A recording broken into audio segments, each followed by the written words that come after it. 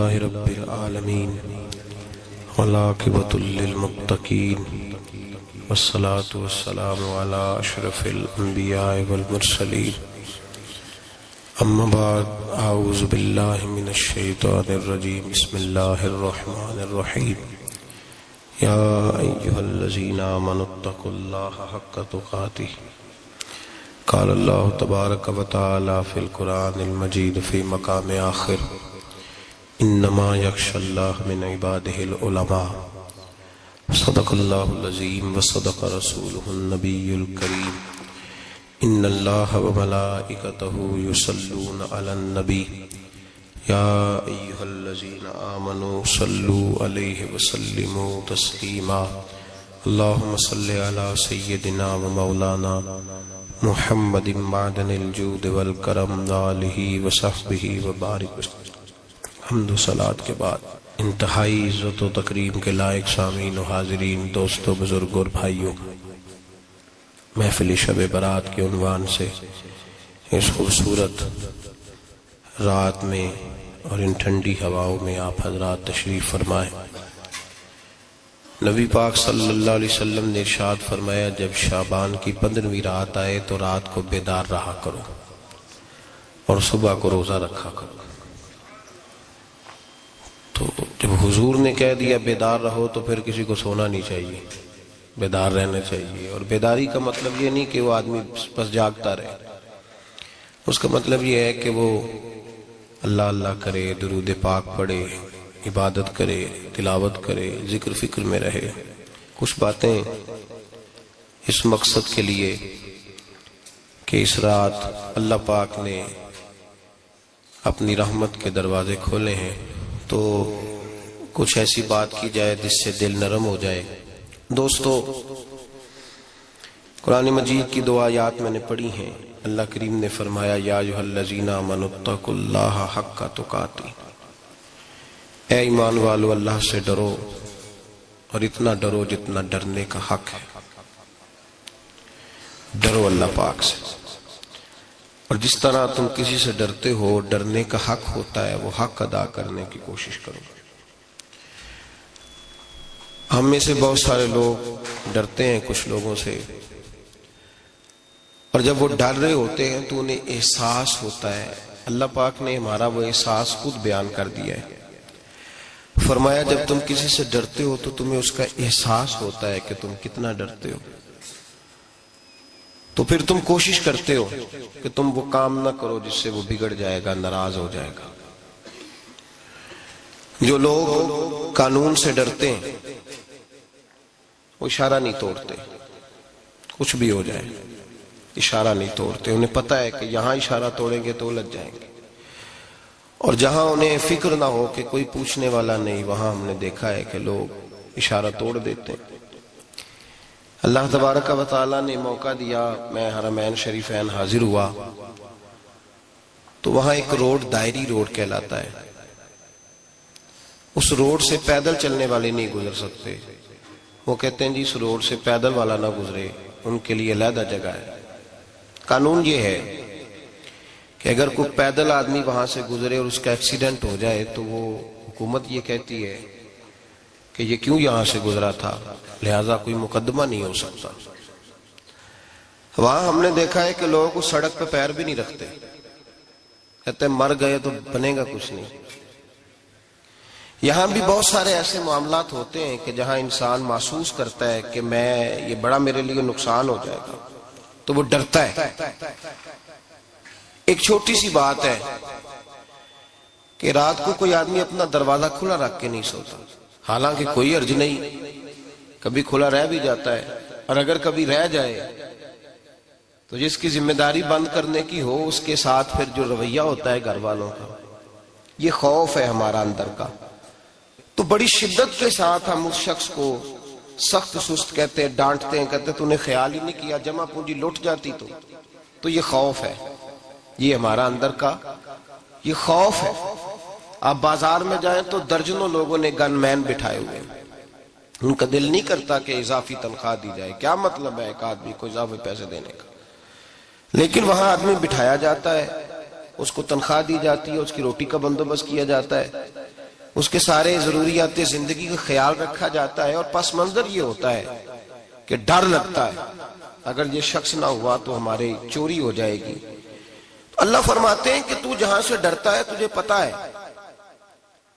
تو اس طرح کر کہ مجھ سے بھی اتنا ڈر جتنا ڈرنے کا حق ہے۔ یہ جھوٹ موٹ کا ڈراوا نہ پیدا کر کے اوہ اللہ معاف کرے جی، اچھا جناب بڑا ڈرتے ہیں آپ اللہ تعالیٰ سے، آپ نے تو کانوں کو ہاتھ لگائے، تو پھر آپ کیا کر رہے ہیں؟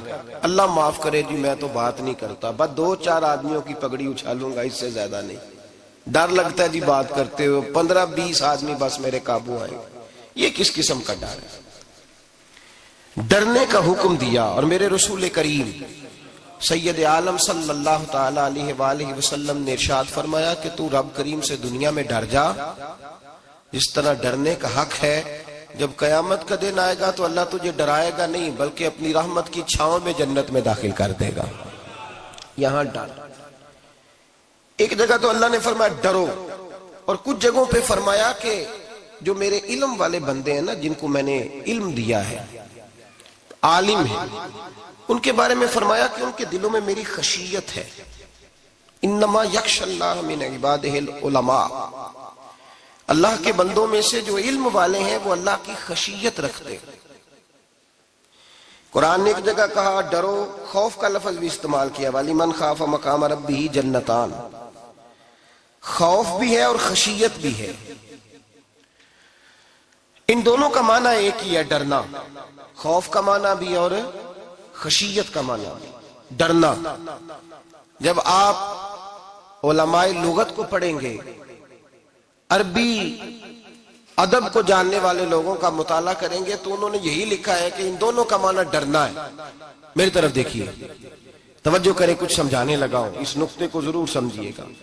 خشیت کا معنی بھی ڈرنا ہے، خوف کا معنی بھی، لیکن جب صوفیاء کے پاس جائیں نا، صوفیاء جو قرآن و سنت کی روح کی تفسیر کرنے والے ہیں، تو وہ کہتے ہیں نہیں، خشیت اور خوف میں فرق ہے، خوف اور ہوتا ہے، خشیت صوفیاء اس کی تفسیر اور کرتے ہیں۔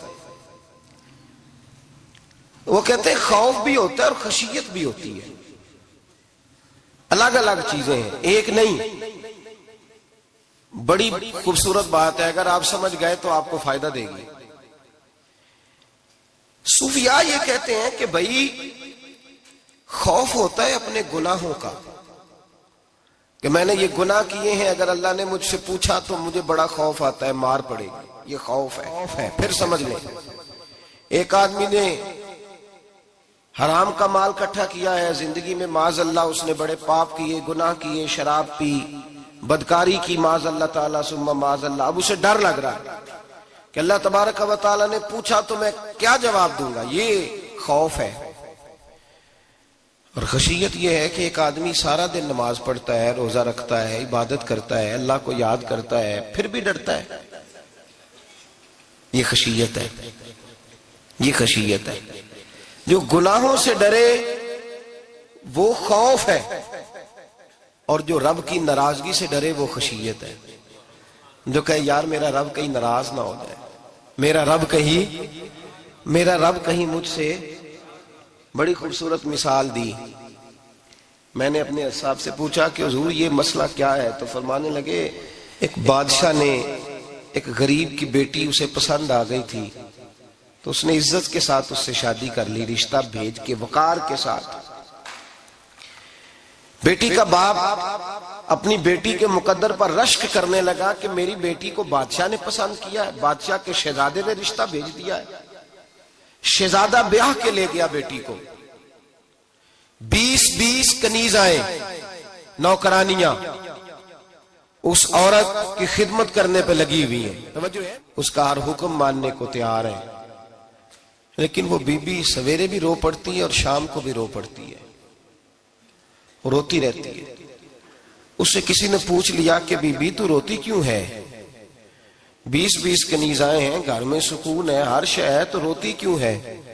تو وہ کہنے لگی اصل بات یہ ہے کہ جو کچھ مجھے ملا ہے میں اس کے قابل نہیں تھی، تو میں ڈرتی ہوں میرا سائیں کہیں ناراض نہ ہو جائے، وہ ناراض نہ ہو جائے، میں قابل نہیں تھی، میری اوقات نہیں تھی یہ، من آنم کے من دانم، میں جو ہوں اس کا مجھے پتا تو ہے. اس نے میری حیثیت سے، میری اوقات سے، میرے ظرف سے، میری محنت سے بڑا بڑھ کے مجھے عطا کر دیا. میری چونکہ اوقات سے زیادہ دے دیا تو میں ڈرتی ہوں وہ ناراض نہ ہو جائے، کہیں میری یہ کھیل، یہ جو میں نے گھونسلہ بنایا ہے، یہ کہیں میرا ٹوٹ نہ جائے. میرے بھائی، میرے رسول کریم سید عالم صلی اللہ علیہ وسلم کے امت کے اولیاء، صلحاء، صوفیاء، اتقیاء، صحابہ، اہل بیت، یہ لوگ جب روتے تھے تو یہ کوئی اس لیے نہیں روتے تھے کہ یہ آج دوپہر کو چینی میں ملاوٹ کر کے آئے ہیں تو اس لیے رو رہے ہیں رات کو. اس لیے نہیں روتے تھے کہ آج انہوں نے جو شکر بیچی ہے اس شکر کے اندر بورا ملایا ہوا تھا. اس لیے نہیں رو رہے کہ آج 10، 15، 20 لاکھ رشوت کا مال بینک میں جمع کر، اس لیے تھوڑی روتے تھے. یہ تو اس لیے روتے تھے کہ اللہ تو نے بڑا کچھ عطا کیا ہے، کہیں ہم سے ناراض نہ ہو جانا. یہ تو اس کی خشیت میں رو رہے تھے. حضرت داؤد طائی رحمت اللہ تعالی علیہ، حضرت امام جعفر صادق جو نبی پاک صلی اللہ علیہ وسلم کے نواسے، جناب داؤد طائی کی ملاقات ہوئی تو امام جعفر صادق حضور کے نواسے عرض کرنے لگے، داؤد طائی یار میری بخشش کی دعا کرنا، رب مجھے معاف کر دے. تو حضرت داؤد طائی رحمت اللہ علیہ فرمان لگے، امام صاحب آپ حضور کے نواسے ہیں، میں نے دعا کرنی ہے کہ آپ نے میرے لیے کرنی ہے. تو حضرت امام جعفر صادق رو پڑے، کہنے لگے یار تو نہیں کرنی ہے، اور اسی لیے تو تجھ سے دعا کرا رہا ہوں کہ کہیں ایسا نہ ہو نانا مصطفیٰ کی بارگاہ میں جاؤں تو وہ مجھے کہیں کہ میں کس طرح کا تھا، تو کس طرح کا بن کے آیا ہے. یہی تو دعا کرانی ہے کہ میرے لیے دعا کر. جو جتنا بڑا ہوتا تھا نا اتنی زیادہ خشیت ہوتی. اور گناہگار کے تو اللہ تبارک و تعالیٰ بعضوں کا سزا دیتا ہے، آنسو سلب ہو جاتے. اس کو تو اپنے گناہوں پہ رونا ہی نہیں آتا. وہ تو روتا ہے بچہ نہ ہو تب روتا ہے، وہ تو روتا ہے پیسے نہ ہو تب روتا ہے، وہ تو اس وقت روتا ہے جب اس کا مال چلا جائے. اس کو تو بعضوں کا، گناہگار کو تو بعضوں کا سزا ملتی. اللہ فرماتے تو دنیا کے لیے روئے گا، میرے لیے نہیں رو سکتا. اور جو رب کریم کے بندے ہوتے ہیں انہیں اللہ کہتا ہے تو دنیا سے بے نیاز ہے، تیری آنکھ سے آنسو جب بھی ٹپکے یا میرے لیے ٹپکنا چاہیے یا محمد مصطفیٰ کے لیے ٹپکنا چاہیے. آپ اگر اس بات کو تھوڑا سا غور کے ساتھ سمجھے تو تمام اولیاء صلحات کیا یہ رو رہے ہیں، تڑپ رہے ہیں. کیا اس کی وجہ تھی؟ نمازیں کم رہ گئی تھی، روزوں میں کمی تھی، فرائض ادا نہیں کرتے تھے کہ رویا کرتے تھے؟ کیوں روتے تھے؟ حضرت سیدنا عمر فاروق رضی اللہ تعالیٰ عنہ کے بارے میں صحابہ کہتے ہیں جناب عمر فاروق جب نماز پڑھاتے اتنا رویا کرتے تھے کہ 7ویں صف تک ان کے رونے کی آواز جایا کرتی. 7ویں صف تک ان کے رونے کی آواز جاتی. ہم لوگ بن کے بیٹھ گئے ہیں، ہم لوگ بن کے بیٹھ گئے. ہم یہ سمجھتے نہیں کہ ہماری حیثیت کیا تھی اور رب کریم نے ہمیں نوازا کیا ہے. آپ پڑھیے کتابیں، میرے رسول پاک صلی اللہ علیہ وسلم فرماتے ہیں میرا عمر جس گلی سے گزرے شیطان رستہ بدل جاتا ہے. نبی پاک فرماتے ہیں میرا عمر جب تک دنیا میں رہے گا دوزخ کو تالا لگا رہے گا. اس صاحب اسد الغابہ نے لکھا ہے نبی پاک صلی اللہ علیہ وسلم نے حضرت جبریل امین کو بلایا، فرمایا چل میرے عمر کی شان بیان کر. تو حضرت جبریل امین علیہ السلام عرض کرنے لگے یا رسول اللہ صلی اللہ علیہ وسلم 950 سال اگر اللہ مجھے عمر دے، 950 سال رب عمر دے اور پھر بھی میں عمر فاروق کے فضائل بیان کروں تو میں نہیں کر سکتا. عمر کی شان میں نہیں بیان کر سکتا. 950 سال بھی اگر میری عمر ہو. نبی پاک نے فرمایا پھر میرے ابو بکر کے بارے میں عرض کی یا رسول اللہ ابو بکر کی تو بات اس سے بہت آگے کی ہے نا. وہ نبی پاک کتنی عظمت بیان کر رہے ہیں، کس قدر زیادہ رسول کریم صلی اللہ تعالی علیہ وآلہ وسلم ان کی عظمت بیان کرتے ہیں. حضرت عمر کیا کہتے ہیں؟ وہ لوگوں کو بتاتے پھرتے ہیں کہ تم نے دیکھا ہے نا میری کتنی عظمت ہے. وہ یہ نہیں کہتے. حضور فرماتے ہیں عمر کی بڑی شان، بڑی شان، بڑی شان. اور عمر کے پاس جب بھی کوئی جاتا ہے کہتے ہیں عمر آپ کا کیا مقام ہے؟ تو عمر فرماتے ہیں میں تو اونٹ چرانے والے کا بیٹا ہوں، میں تو اونٹ چرانے والے کا بیٹا ہوں، میں تو اونٹ چرایا کرتا تھا، میں تو 10 اونٹ نہیں سنبھال سکتا. حضرت فاروق اعظم رضی اللہ تعالیٰ عنہ سے کو پوچھتے جناب عمر آپ کا کیا حال ہے؟ تو آپ فرماتے یہ تو میرے مقدر ہے کہ میری بہن نے قرآن سنایا تو میں در رسول تک پہنچ گیا، ورنہ مجھے پوچھنے والا کوئی نہ ہوتا. کبھی جناب علی المرتضیٰ کا بازو پکڑ کے کہتے ہیں علی تو نہ ہوتا تو عمر ہلاک ہو جاتا. بھائی حضور شانے بیان کرتے ہیں. نبی پاک کہتے ہیں میرے ابو بکر نے احسانات کیے، بڑے احسانات کیے، میں نے سب کا بدلہ چکا دیا. ابو بکر کا نہیں چکایا، اللہ کی بارگاہ میں عرض کروں گا یا اللہ تو ہی اسے بدلے دے۔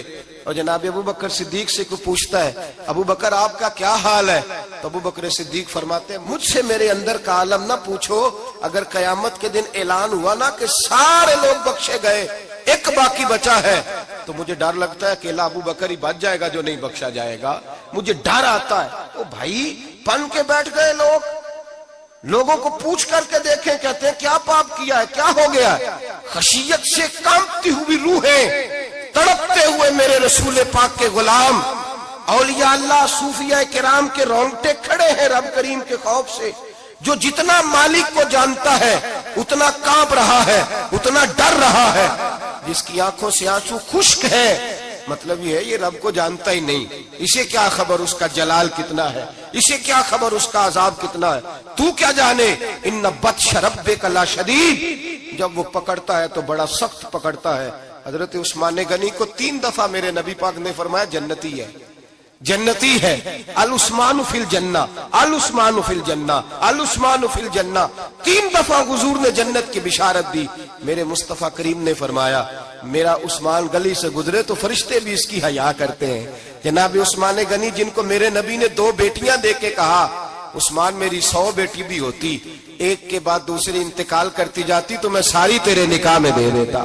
وہی حضرت عثمان غنی قبر پہ کھڑے ہیں حضور کے وصال کے بعد، ایک قبر پہ کھڑے، آنکھوں سے آنسو جاری ہے، داڑھی ساری آنسوؤں سے بھر گئی ہے، روتے ہی جاتے ہیں، روتے ہی جاتے ہیں۔ غلام کہتا عثمان یار رونا ہمیں چاہیے، رونا ہمیں چاہیے، جن کو کوئی بشارت نہیں اور آپ کو تو 3 بشارتیں، روتے کیوں ہو؟ جناب عثمان غنی فرمانے لگے جس مصطفیٰ نے مجھے جنت کی بشارت دی اسی رسول نے فرمایا تھا قبر آخرت کی منزلوں میں سے پہلی منزل ہے، آخرت کی منزلوں میں سے پہلی منزل۔ سوچتا ہوں اگر رب کریم نے عثمان سے حساب پوچھ لیا حساب کیسے دینا ہے؟ میرے مصطفیٰ کریم نے، یہ تو بات ہے نا جناب عمر کی، یہ تو بات ہے حضرت عمر کی، حضرت ابو بکر کی، جناب عثمان غنی کی۔ اور جس شیر خدا کے بارے میں نبی پاک نے فرمایا علی منی وانا من علی، فرمایا علی اور میں 2 نہیں، میں علی ہوں اور علی میں ہے۔ جن کو فرمایا من کنت مولا ہوں وہذا علی مولا، جس کا میں مولا اس کا علی بھی، اس کا علی بھی، جس مولا علی شیر خدا کو یہ درجہ دیا۔ ولی المرتضی اٹھے ہیں، نماز کا وضو کیا ہے، مصلی کی جانب جانے لگے تو جناب علی کا وجود تھر تھر کانپنے لگا، تھر تھر، چھم چھم آنسو برسنے لگے۔ حضرت سیدنا امام حسن آگے بڑھے، ابا جی کیا ہوا؟ فرمایا حسن ڈر رہا ہوں، مالک کی بارگاہ میں جا رہا ہوں، کہیں رب علی کو دھتکار ہی نہ دے، کہیں مالک علی سے حساب ہی نہ پوچھ لے، کہیں اللہ تبارک و تعالیٰ ناراضگی کی نظر سے نہ دیکھ لے۔ او بھائی ہم لوگ اتنے دلیر، اتنے تگڑے، اتنے سیاہ، اتنے عقل مند، اتنے گناہوں کے پیچھے پہاڑ ہیں، لیکن مجال ہے کوئی ایک قطرہ وہ آنسو جو ہم نے سنبھال کے رکھے ہیں دنیا داری پہ بہانے کے لیے۔ کبھی اپنا حساب کر، کبھی سوچ، روز شکوہ کرتا ہے، کہتا ہے میرے پاس پیسے نہیں، گاڑی نہیں، کار نہیں، کوٹھی نہیں، سرمایہ نہیں۔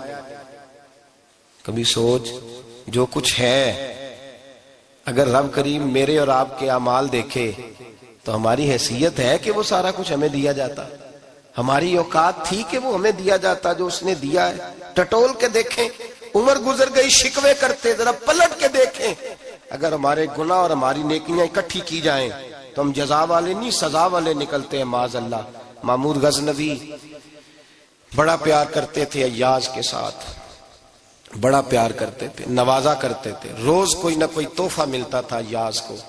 کچھ حسد کرنے والوں نے کہا محمود تو اسے تحفے دیتا ہے اور یہ جنگل میں اسلحہ اکٹھا کر رہا ہے، یہ تیرے خلاف علیحدہ سے فوج تیار کر رہا ہے، کچھ وقت آئے گا یہ تجھے چھوڑ کے علیحدہ سے بادشاہی کا دعویٰ کر دے گا۔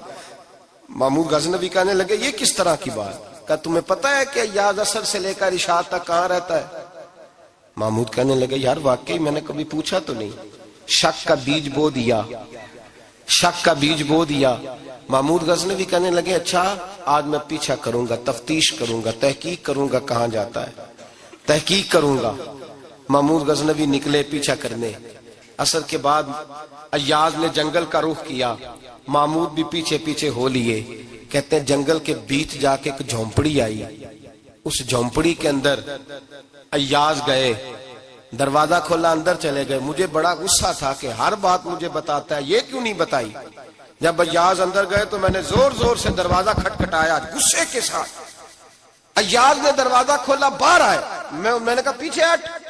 ایاز پیچھے ہٹے تو میں اندر چلا گیا.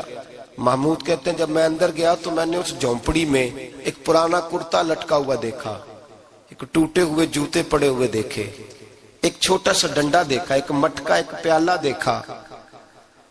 میں نے ساری تلاشی لی تو چند ٹوٹی پھوٹی پرانی چیزیں. میں نے کہا یاز یہ کیا ہے؟ تو کہتے ہیں یاز کہنے لگا بادشاہ ٹٹول کے دیکھ لے, یہی کچھ ہے جو تو نے دیکھا. میں نے کہا یہ ہے کیا؟ کہتے ہیں یاز پیروں میں بیٹھ گیا, تڑپ کے رونے لگا. کہنے لگا بادشاہ یہ میری اوقات ہے, یہ میری اوقات ہے, یہ میری اوقات ہے, یہ میری اوقات ہے. کہا کیا مطلب؟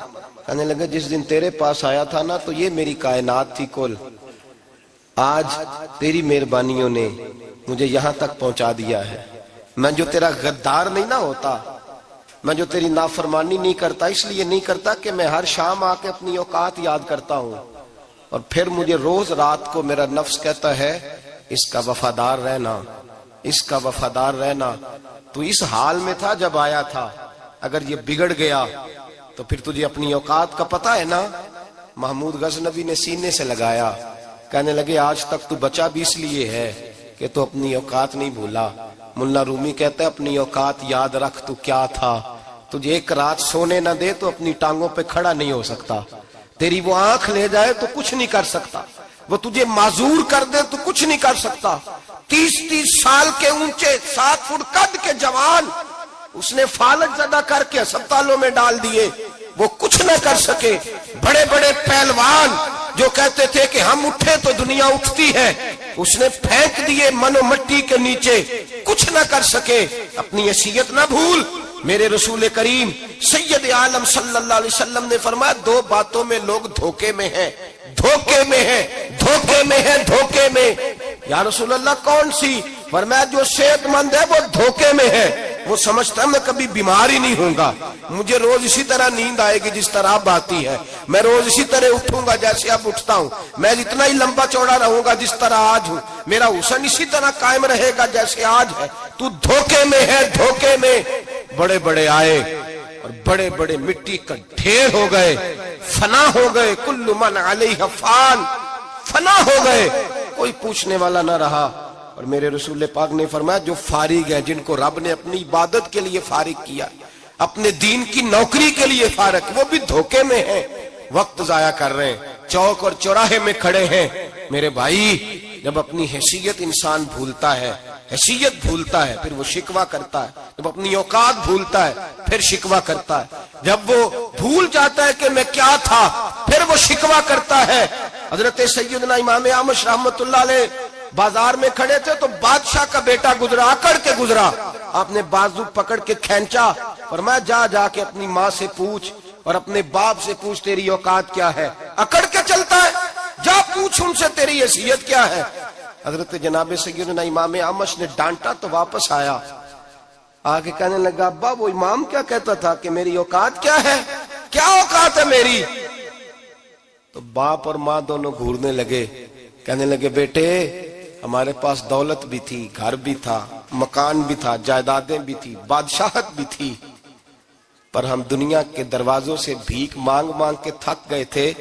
عرش کا مالک ایک بیٹا عطا نہیں کرتا تھا, ایک بیٹی نہیں دیتا تھا, تڑپ گئے تھے, روتے تھے, سسکتے تھے. پھر وہی امام احمد جنہوں نے آج تجھے گلی میں کھڑا کیا ہے, اس کے دروازے پہ جا کے بیٹھ گئے. ہم نے کہا رب ناراض ہو گیا, دعا کرو ہم سے راضی ہو جائے, چلو زیادہ نہیں 1 لال ہی ہمیں دے دے. کہ امام اعمش دعائیں کیا کرتے تھے تو تب اللہ پاک نے تو ہمیں عطا کیا تھا. تیری او بھائی اپنی حیثیت کا تو تعین کر, بڑھ بڑھ کے باتیں کرتا ہے, تو بڑا کھل کھل کے بولتا ہے. اپنی حیثیت کا تو تعین کرنا, ذرا اندازہ تو کرنا کہ تو کون تھا, کہاں سے آیا ہے, تیری اوقات کیا ہے. یہاں لوگ 1 منٹ میں آگے نکل جاتے, پلٹ کے دیکھ تو صحیح. اور میرے بھائی جو بڑے لوگ تھے وہ تڑپا کرتے تھے, حضرت فضیل بن عیاض رحمت اللہ علیہ فرماتے ہیں بغداد میں بارش نہیں ہوتی تھی، قحط پڑ گیا، جانور پیاس سے مرنے لگے، جوان بچے بوڑھے نڈھال ہونے لگے۔ فرماتے ہیں میں بھی نکلا، سفیان ثوری بھی نکلے، اور بھی کئی صوفیاء میدان میں نکلے، دعائیں مانگی پر بارش نہیں ہوتی تھی۔ فرماتے ایک جھونپڑی سے ایک سفید بالوں والا اور گندمی رنگ والا ایک بوڑھا غلام نکلا جو کسی کا ملازم تھا، باہر آیا جھونپڑی سے، ہم اسے دیکھ رہے تھے، وہ ہمیں دیکھ نہیں رہا تھا۔ فرماتے ہیں اس کے چہرے پر عبادت کے نشان تھے، دور سے اس کا چہرہ دیکھتے لگتا تھا کوئی رب کریم کا بندہ ہے۔ فرماتے ہیں ہم اسے اللہ کا ولی جانتے تھے۔ اس نے دعا مانگی کہ تو لفظ پتہ کیا ہے دعا کے؟ ہاتھ اٹھا کے کہنے لگا مولا مجھے پتا ہے یہ جو بارش نہیں نہ ہو رہی ہے میری وجہ سے نہیں ہو رہی، میرے گناہوں کی بڑی لمبی فہرست ہے، بڑی لمبی لائن ہے۔ کہنے لگا اے اللہ میری اکیلے کی وجہ سے سارے بغداد کو سزا تو نہ دے، رب کریم جوان بھوکے، بچے بھوکے، مائیں ترس گئیں، بچے ترس گئے، جانور پانی کے قطرے، اللہ گناہ تو میرے اکیلے کے ہیں اور ان سب کو سزا کیوں دیتا ہے؟ نہ میری سزا سب کو تو نہ دے، میری سزا صرف مجھے دے، ان کو نہ دے۔ کہتے ہیں ابھی اس کے ہاتھ اٹھے ہوئے تھے، دعا بول رہا تھا، رب کریم نے فوراً بارش عطا فرما دی۔ فرماتے ہیں کھل کے بارش برسی۔ میں نے لوگوں سے پوچھا پتہ کرو کس کا غلام ہے، کہا فلاں آدمی کا۔ حضرت فضیل بن عیاض کہتے ہیں میں شام کو گھر چلا گیا، اس کے آقا سے بات کی، خرید لیا۔ میں جب اس کو خرید کے لایا، گلی میں جا رہے تھے تو مجھے کھڑا کر کے کہنے لگا فضیل میں نکما سا آدمی ہوں، بال بھی سفید ہیں، مجھ سے تو زیادہ کام ہی نہیں ہوتا، کیوں تو نے پیسے خرچ کیے؟ میں اس قابل ہی نہیں تھا، کیوں خریدا؟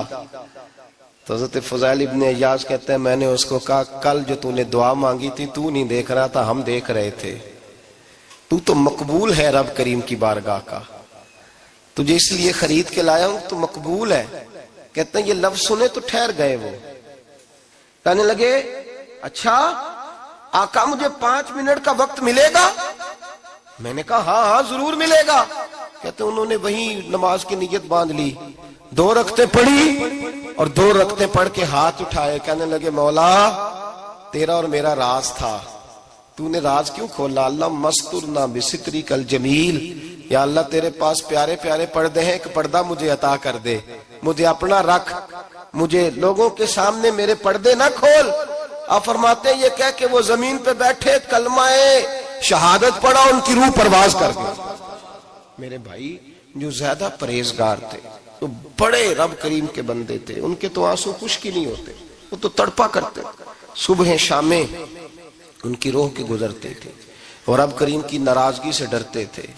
وہ کہتے تھے مالک کہیں ناراض نہ ہو جائے، کہیں بگڑ نہ جائے۔ میرے رسول کریم صلی اللہ علیہ وسلم کے صحابی کہتے ہیں ایک جنگ سے خوشخبری آئی، تو جو خوشخبری لانے والے تھے وہ حضرت عمر فاروق رضی اللہ تعالیٰ عنہ کے پاس پہنچے خوشخبری دینے۔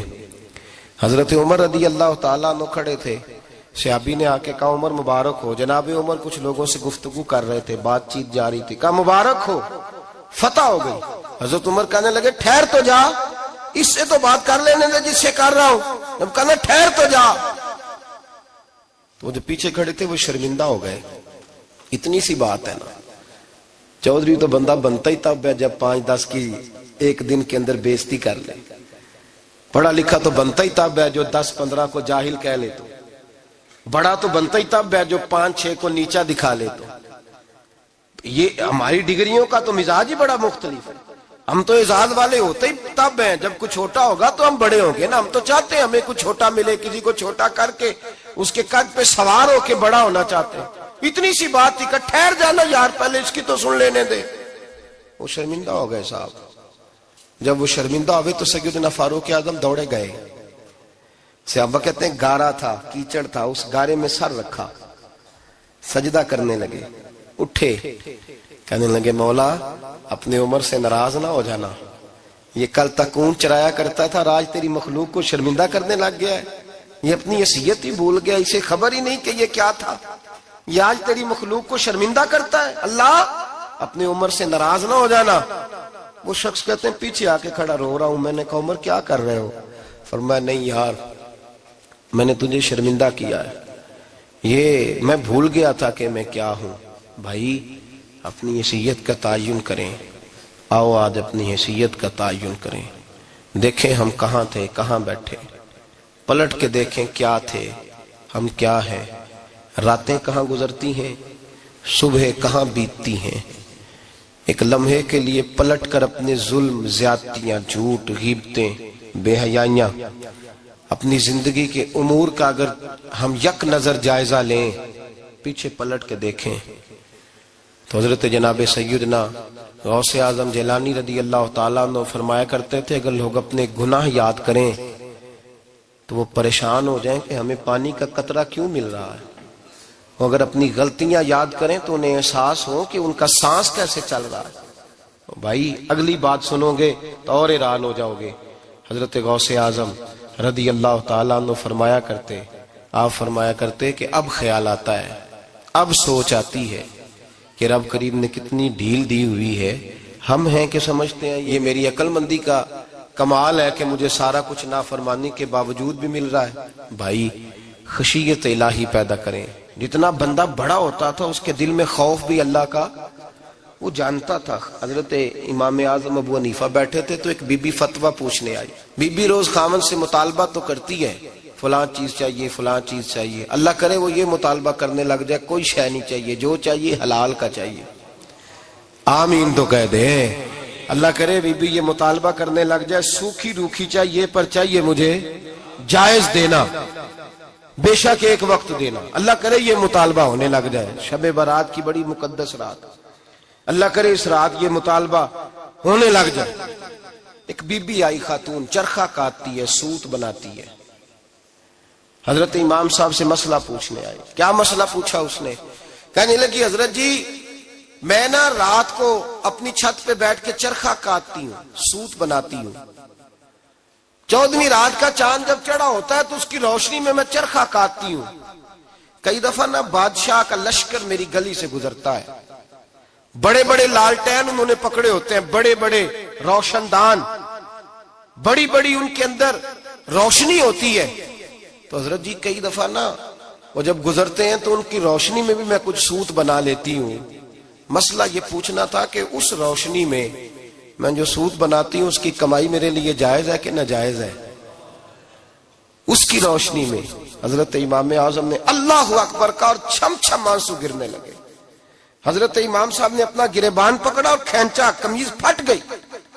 کہنے لگے بی بی مسئلہ چھوڑ, تو پہلے بتا تو ہے کون, کہاں سے آئی ہے, کون ہے, بتا. تو کہنے لگی میں حضرت بشر آفی کی ہمشیرہ ہوں, میں حضرت بشر آفی, وہ جو درویش ننگے پیر نہیں پھرتا رہتا بغداد کی گلیوں میں, میں اس عظیم بھائی کی بہن ہوں, بشر آفی کی ہمشیرہ ہوں. تو حضرت امام اعظم فرمانے لگے کوئی اور بی بی آتی تو اس کے لیے جائز تھا, کیونکہ وہ جان بوجھ کے تو کسی کی روشنی نہیں استعمال کرتی, خود آتی ہے. کوئی اور آتی تو جائز تھا, تیرا مقام بڑا ہے, تیرے لیے جائز نہیں, تیرے لیے جائز نہیں. تو اپنی حیثیت کا تعین کر, یہ تیرے لیے درست نہیں. او بھائی بڑا تو تب ہوگا جب تیری احتیاط بڑی ہو جائے گی, بڑا تب ہوگا جب تیرا تقوی بڑا ہو جائے گا, بڑا تو تب ہوگا جب تو حلال حرام کے معاملے میں باریک باریک چیز کا خیال رکھے گا. اور اگر تو کہ خیر ہے دیکھی جائے گی, ساری دنیا کر رہی ہے, ساری زمانہ کر رہا ہے, فلاں بھی کر رہا ہے, وہ خدا کے بندے یہ کس طرح کا معاملہ ہے, یہ کس طرح کی جمہوریت ہے؟ اپنے آپ کو سمجھائیں اور میرے عزیز خشیت والی زندگی پیدا کریں, تقوی والی زندگی پیدا کریں. ہم لوگ ایسا وقت گزار رہے ہیں, اور یہ یاد رکھنا ہمیشہ انسان دنیا میں آتے ہیں, اس شہر کے بہت سارے لوگ ہو گزرے, علماء, مشائخ, صوفیاء, تاجر, زمیندار. آپ کسی بھی شعبے میں ٹٹولیں گے تو آپ کو کئی نام ملیں گے. اس شہر محبت کے ڈھیروں لوگ ہو گزرے, اور یہ کہانی ہر شہر کی ہے. آج میں اور آپ یہاں بستے ہیں, کچھ وقت کے بعد ہم داستان ہوں گے. امام شافعی رحمت اللہ علیہ فرماتے ہیں میں ایک شہر سے گزر رہا تھا تو میرے پیر کو ٹھوکر لگی, میں نے زمین کھودی تو ایک کھوپڑی نکلی، کھوپڑی نکلی تو اس کے اوپر تاج بھی تھا۔ فرماتے میں نے شہر کے لوگوں سے پوچھا یہ کیا ہے؟ تو کہنے لگے یہ بادشاہوں کا قبرستان ہے، اس میں غریب دفن تو نہیں ہو سکتا تھا، دفن تو بادشاہوں کا خاندان ہے، لیکن افسوس کی بات یہ ہے کہ یہاں مٹی ڈالنے کوئی نہیں آتا۔ اب یہ سیدھی سڑک بن گیا۔ بھائی کبھی پلٹ کے دیکھ، ہزاروں لوگ آئے، اس روڈ سے کروڑوں لوگ گزرے اور منزل کو چلے گئے، لوگوں نے یاد نہیں رکھا۔ آپ اپنے حصے کا عمل کرنے آئے، ٹھیکیدار نہیں ہے کوئی اپنی اولاد کا، بال بچے کا، بہن بھائی کا۔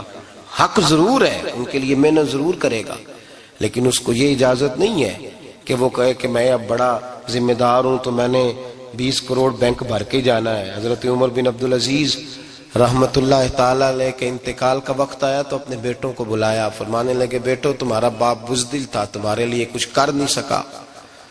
کہا ابا جی کیا ہوا؟ فرمانے لگے بیٹے میں بزدل تھا، جہنم سے ڈر گیا، تمہارے لیے کوئی بینک بیلنس اکٹھا نہیں کر سکا۔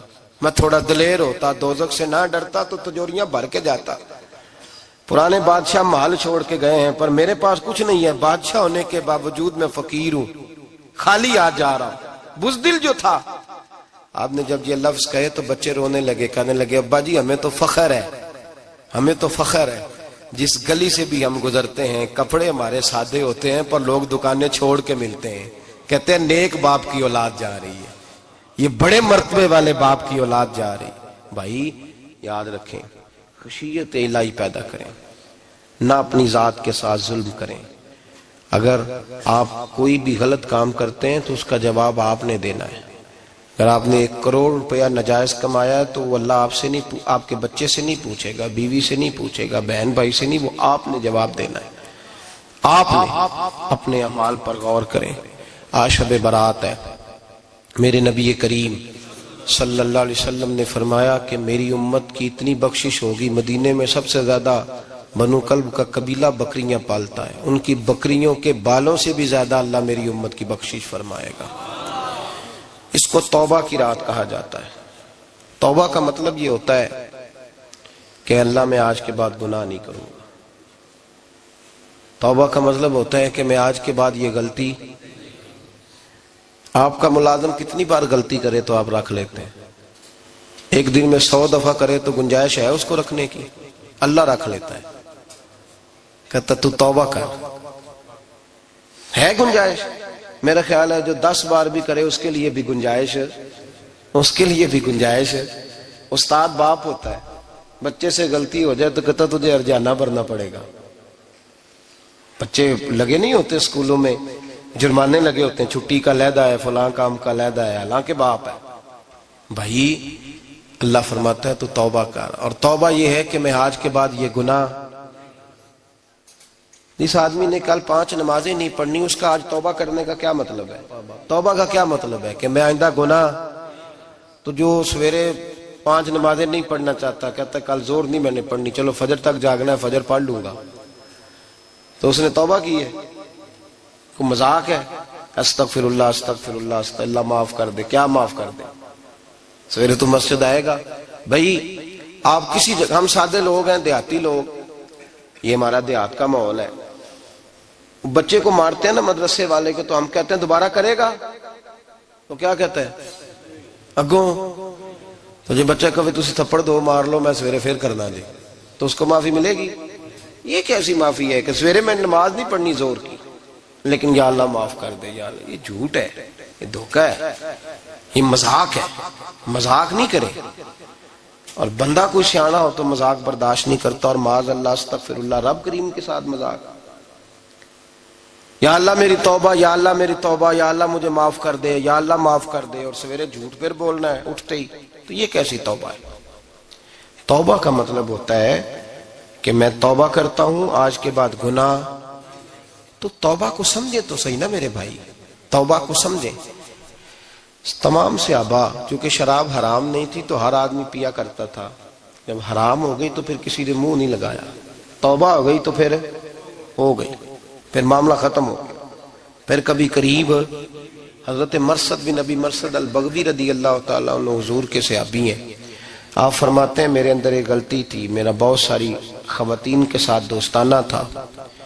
نبی پاک کی بارگاہ میں جب میں گیا اسلام کی بائعت کی تو حضور نے فرمایا تیری نظر جھکی رہنی چاہیے، خبردار کسی عورت سے تیرا، کہتے ایک نصیحت نبی پاک نے کی۔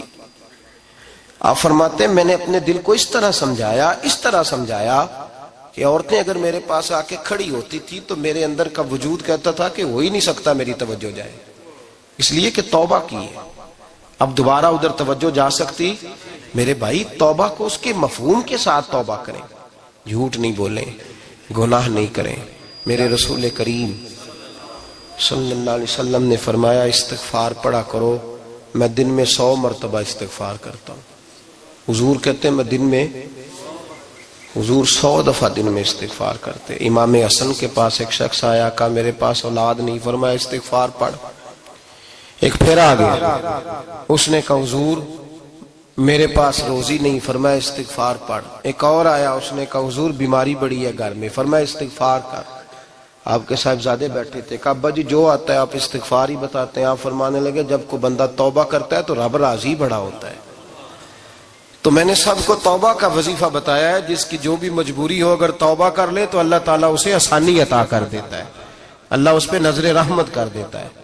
اپنے آپ کو تبدیل کریں، نماز کو اس کی حقیقت کے ساتھ پڑھا کریں، اس کی حقیقت کے ساتھ نماز کو پڑھیں۔ 5 وقت مسجد میں حاضری دیں، چھوڑ کے سارے کام چھوڑ کے، باقی سارا کچھ بعد میں۔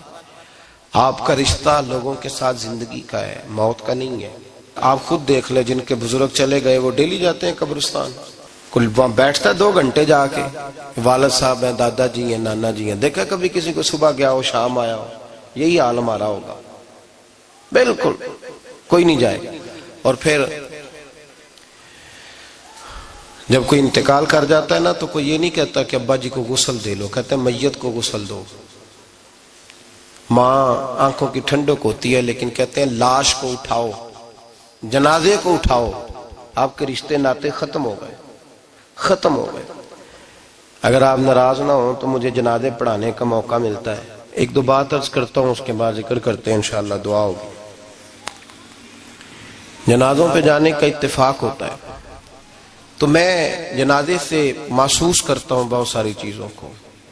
میں دیکھتا ہوں کہ جنازہ ہونے کے باوجود لوگ یہ سمجھتے ہیں کہ یہ ہونا تھا کام، یہ ہو گیا، اور وہاں کیفیت یہ ہوتی ہے کہ صرف یہی جنازہ ہے، اسی نے فوت ہونا تھا، ہم تو بچے ہوئے ہیں۔ قرآن پاک سے محبت کرنا، قرآن پاک پڑھنے والوں سے پیار کرنا، قرآن کے مدارس کو آباد کرنا، یہ بڑا مشکل ہوتا جا رہا ہے۔ ہم ایک مدرسہ چلاتے ہیں، ہم محسوس کرتے ہیں کہ یہ بڑا کٹھن معاملہ ہے، بڑا کٹھن۔ ایک تو تنقید کی نظر بھی سب سے زیادہ اداروں کی طرف ہوتی ہے، اور سب سے کم تعاون بھی اداروں کے ساتھ ہوتا ہے، مجبوری کے ساتھ ادارے وقت گزارتے ہیں۔ اپنا رجحان مدارس کی جانب کریں اور دین سیکھنے کی طرف رجحان کریں، قرآن مجید صحیح پڑھنا سیکھیں، قرآن مجید صحیح سمجھنا سیکھیں۔ اور پھر میرے بھائی جو آیات آپ کو ضروری ہیں، نماز جنازہ ہے، وضو ہے، غسل ہے، آپ کے روزمرہ کے معاملات ہیں، وہ کسی اچھی قاری سے، اہل سنت کے کسی شخص سے ان کی درستگی کرائیں، اپنے معاملات پہ غور کریں، یہ ان کوتاہیوں سے باہر آئیں، قرآن پاک سے محبت کریں اور دینداروں کے ساتھ جڑیں۔ ایک گزارش آپ سے اور کرنی ہے، اس کو بھی کھلے دل کے ساتھ سنیے گا، کھلے دل کے ساتھ۔ یہ شب برات کی رات ہے اور میں ذمہ داری کا مظاہرہ کرتے ہوئے بات کرنا ضروری سمجھتا ہوں۔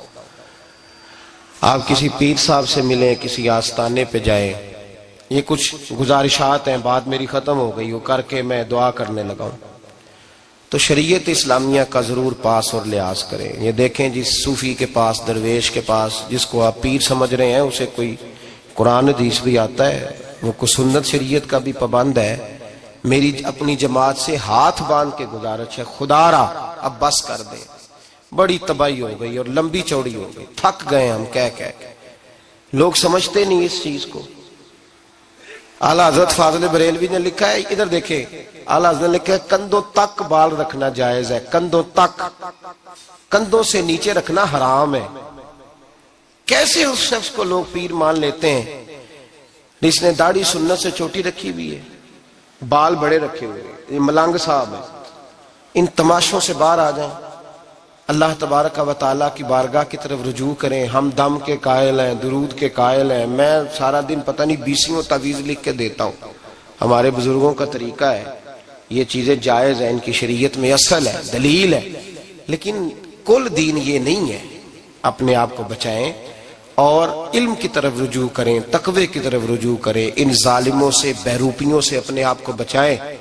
اور میں ان لوگوں کو بھی دعوت فکر دیتا ہوں جو ہمیں روز آ کے کہتے ہیں یہ تمہارا پیر تو یہ تمہارا پیر. جب ہم خود کہہ رہے ہیں ہمارا نہیں، تو ہم کسی شرابی کبابی کو اٹھا کے کہہ دیں یہ تمہاری جماعت کا بندہ ہے تو تم رکھ لو گے؟ کہو ہم اگر کہہ دیں تمہاری جماعت یہ درس دیتی ہے تو تم مان لو گے؟ یہ کیا بات ہوئی؟ اگر کسی جماعت کا کوئی شخص غلط ہے، اور ہم درباروں والے نہیں، ہم تو مسجدوں والے لوگ ہیں. دربار تو ایک ضمنی چیز ہے، بن بھی جائے تو ٹھیک ہے، ورنہ تو میرے نبی پاک نے فرمایا ہر مومن کی قبر جنت کا باغ ہوتی ہے. تو اندر دربار ہی بنا ہوا ہے، جنت کھلی ہوئی ہے. اوپر بلڈنگ بننا اتنا ضروری کام. مہربانی فرمائیں ایک تو اپنے آپ کو دین کی طرف راغب کریں.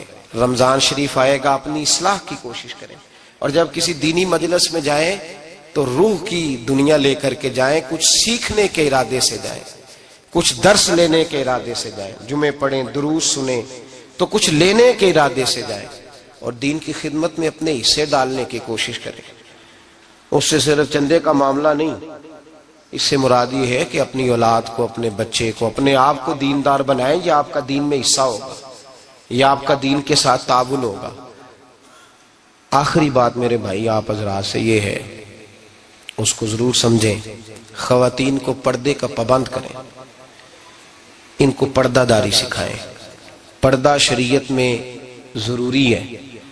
اور جواب دہ عورت نہیں ہوگی، اس کا خامند ہوگا، اس کا باپ. اور اس کا اگر بھائی بڑا سربراہ ہے تو وہ جواب دہ ہوگا کہ عورت بے پردہ کیوں نکلتی ہے. تہذیب کے نام پر بد تہذیبی نہ کریں. خبردار کوئی ایسا کام نہ کریں جس سے اللہ رسول ناراض ہو. ان کو پردے کا پابند کریں، بغیر برقعے کے، بغیر مکمل نقاب کے. بالکل عورت کو اجازت نہ دیں گھر سے نکلنے کی.